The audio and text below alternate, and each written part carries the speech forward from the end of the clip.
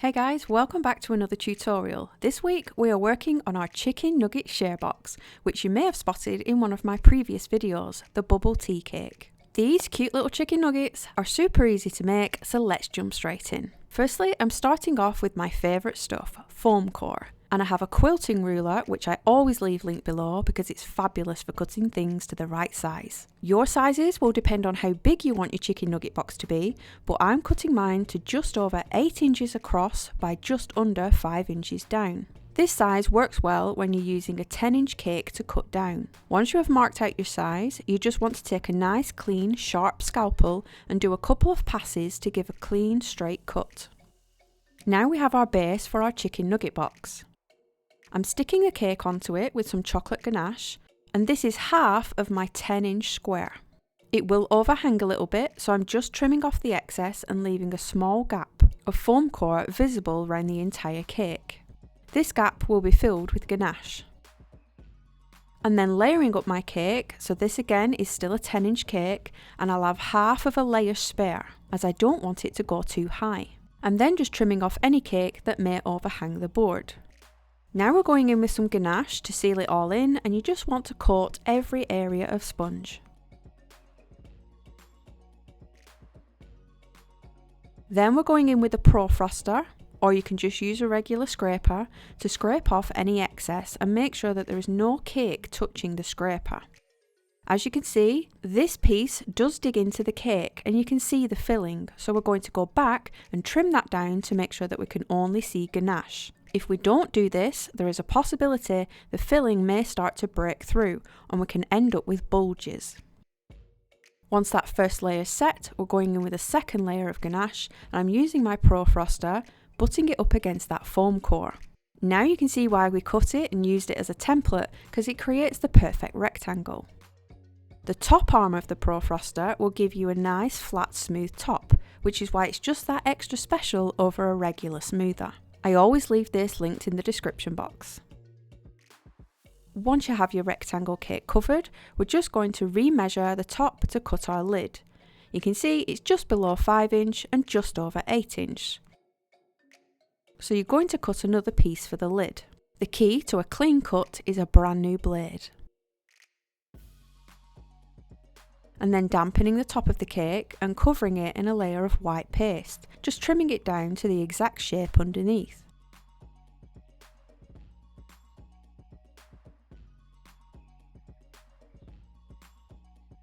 You'll see I've stuck it to a large drum and I've offset it to one side, as my bubble tea cake from the tutorial a couple of weeks ago will be sitting here alongside it. I'm now covering the back in sugar paste and cutting this to the same size as the cake panel.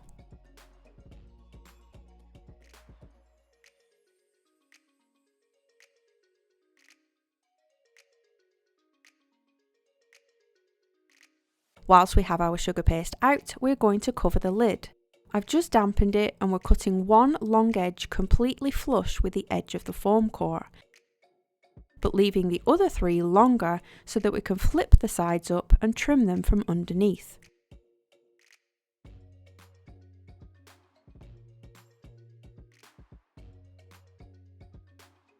This means you'll have 3 sides where the edges of the board are covered and 1 where it is still exposed foam core. This is the front of your lid.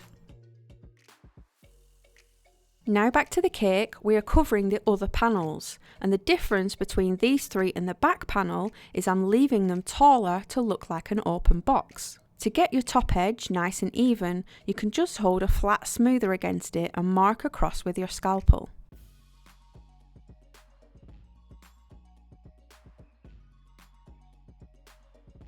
You can see that it's taller than the cake on this side. We're going to do the same on the other side and also across the front. I'm just using my smoothers and scrapers to get the straight lines.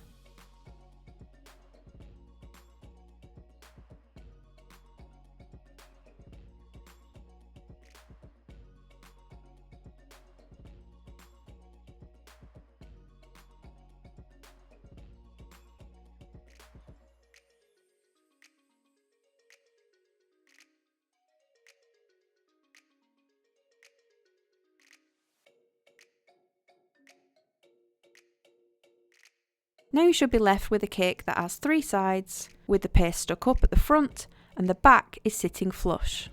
For the board, just because I like to make things difficult, I have rolled out a piece of paste roughly the same size as my drum, and I'm cutting out a rectangle roughly the same size as my chicken nugget box, roughly in the same sort of area as where it's sitting on the board. I'm then removing this piece and folding the paste over so it's easier to handle. I'm butting this up against the nugget box and I'm working the rest of the paste around the cake. You can of course just cover your board first if you want to and stick your box down afterwards. I've just always done it this way. You can see at the back we're a little bit short on paste, but luckily this is where your smedger comes in handy because you can actually just push and manipulate that excess sugar paste down into the gaps to fill them. You just keep pulling until it covers it.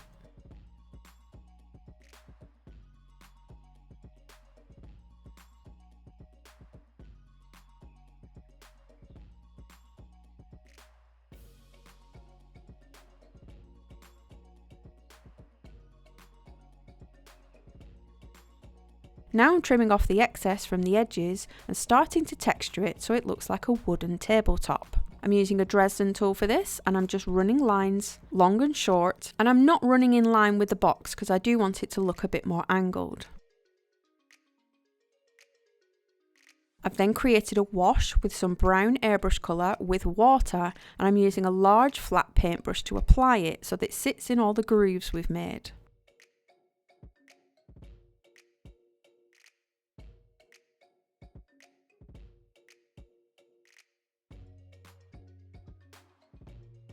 Don't forget to do the very edges of the board too, just in case your ribbon doesn't cover it.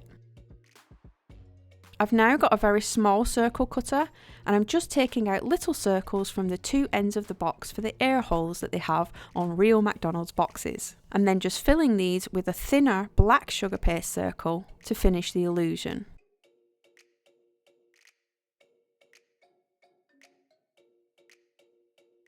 Now for the text, I decided to incorporate his name and age into this and called it a McNugget share cake instead of a share box because he's going to be sharing it with the rest of his family. But feel free to choose whatever sort of wording you like. I just typed this out onto the computer, making sure that it would fit on my box, and just used a font that I found looked the most similar.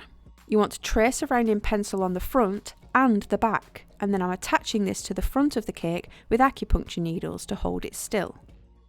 And then going to go back around the letters for a 3rd time to transfer the letters onto the cake. You can see we've got a pretty good guide here and we can just go in with our paint, taking a look at the nugget box colours, which are usually yellow, purple and green. The pencils these days are non-toxic, however if you are concerned you can just push the shape in with the Dresden tool instead. I will often flick between both methods depending on the level of detail I need to see on the finished cake. The paint is just gel colour mixed with white powder to make it opaque and painted on with a fine paintbrush.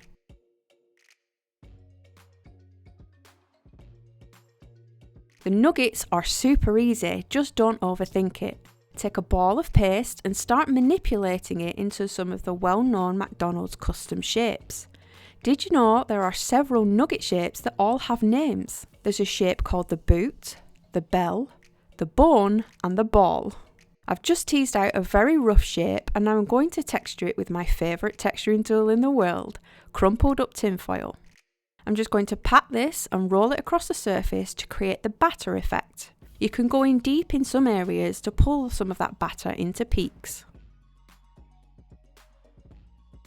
Once you have all your nuggets shaped out, I've placed them on greaseproof paper and I'm going over them lightly with some yellow mixed with brown airbrush colour. You'll see spraying from one side only shows up all the texture we made, so you don't want to kind of spray the full 360 as you will lose your texture a little bit.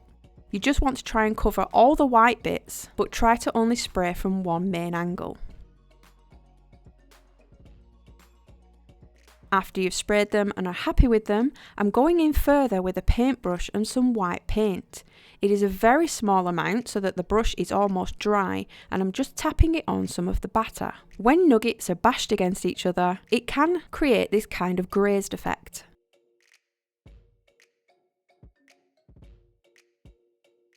Now turning our attention back to the box, I'm just cutting out a little slope from the back of the nugget box and holding the lid in position to see if it fits.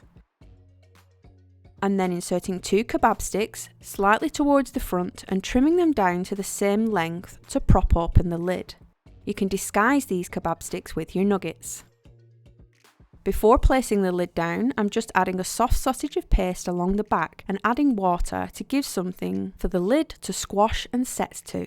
We're just going to squash that into position, and your sausage will be underneath the lid so you won't see it. And then starting to push in and prop open with more chicken nuggets.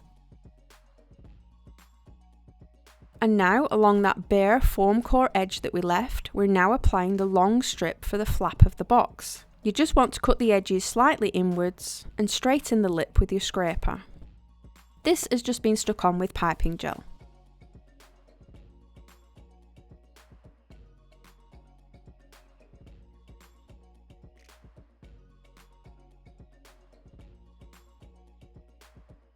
Then I've rolled out some white paste super thin, cut into a square, and I'm just laying it on randomly as a napkin on the board. And then just freehanding a McDonald's M and starting with a regular M shape and thickening out the legs so it looks a bit more like the logo.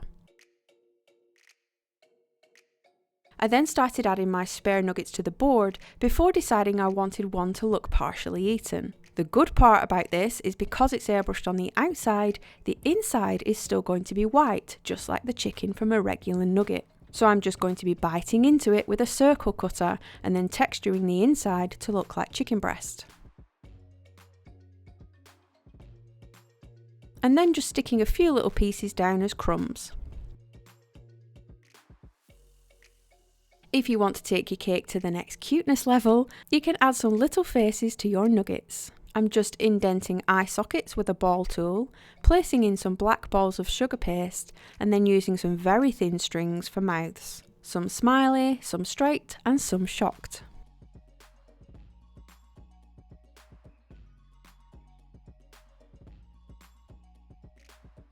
Finally, you're going to bring them to life using catch lights with white sugar paste. You can also add pink ovals underneath for bashful cheeks. And there we have it, a cute little McDonald's chicken nugget share box where each chicken nugget has its own shape and personality. And if you're interested in making the bubble tea cake, which you see here on the right, that tutorial went up a few weeks ago and I'll leave it linked below. Hope you enjoyed this one. Let me know what your order is from McDonald's in the comments and I'll see you again in the next one. Bye guys.